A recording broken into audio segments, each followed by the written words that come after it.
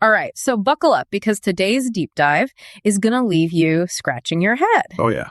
We're talking about a battle near Kursk in Ukraine. Mm-hmm. And let's just say someone might be asking for a refund on their shiny new defenses. All right, you definitely got my attention. So what happened? Some kind of quality control issue? You could say that. I mean, you build a fortress to keep the bad guys out, right? Oh, yeah. That's usually the idea. Not to trip over your own feet and hand the enemy a win. That's not exactly in a defense strategy playbook. No, not really. All right, so we're talking about Russian defenses backfiring in Ukraine. Big time. And this isn't just some random skirmish. We're talking Kursk. Rings a bell. Oh, yeah. Big tank battle, World War II. The Soviets pretty much showed the Nazis what happens when you bring a tank to a T-34 fight. Exactly. A decisive victory. So when we're talking defenses in this area, it's not just about trenches and concrete. It's about legacy. Okay, so the stakes are pretty high. High doesn't even begin to describe it. Yeah. So paint me a picture. What did the Russians cook up to keep the Ukrainians at bay? Picture this. A deep anti-tank trench. Like the kind that would give even the most seasoned tank commander nightmares. Okay, I'm getting nervous just thinking about it. Then, just to add insult to injury, they've scattered these massive concrete obstacles everywhere. Obstacles? Like what? Tetrahedrons, some the size of small cars. They're designed to funnel enemy vehicles into kill zones, like herding sheep straight into the slaughterhouse. And trust me, this wasn't some hastily dug ditch. This was a well-planned defensive line. Okay, so we're talking top-of-the-line defenses, state-of-the-art stuff. Exactly.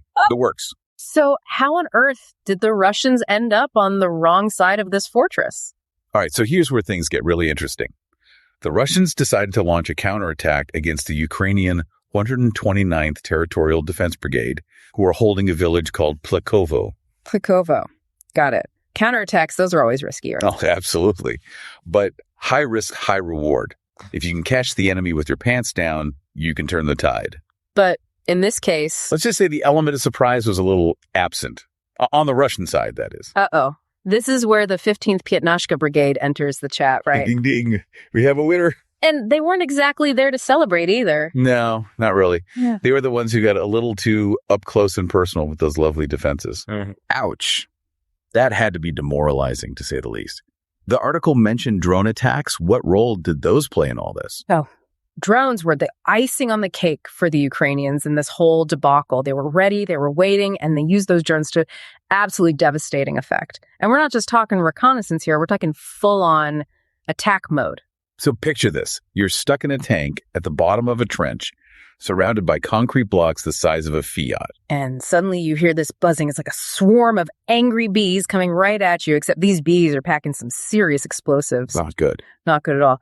That article mentioned dozens of Russian armored vehicles were taken out, plus heavy casualties. Drones are changing the game. It's almost hard to believe, right? This sophisticated defense system. And it's drones that really turn the tide. You know, there's a detail in the article that I just can't wrap my head around. Oh. Apparently, these defenses were manned by the Russians when the Ukrainians first advanced back in August. So why didn't they work then? Good question, Dag.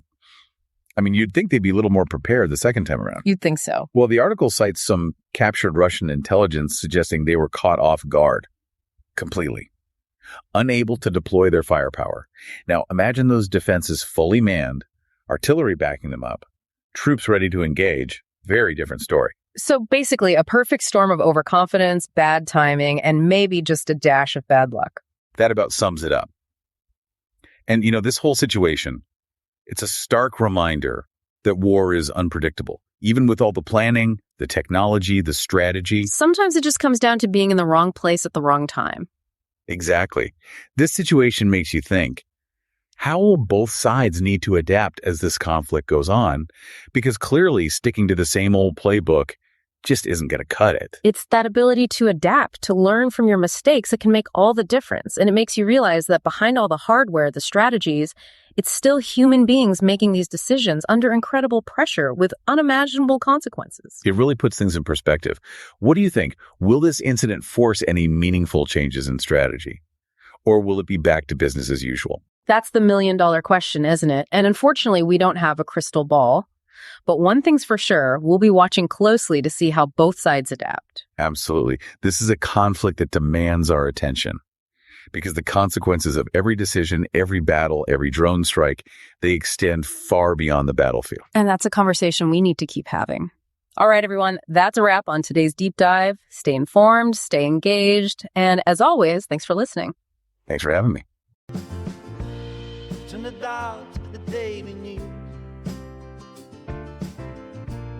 Turn the dial to the daily news. Turn the dial to the daily news. Bringing voices, headlines, and choose. We turn the dial to the daily news.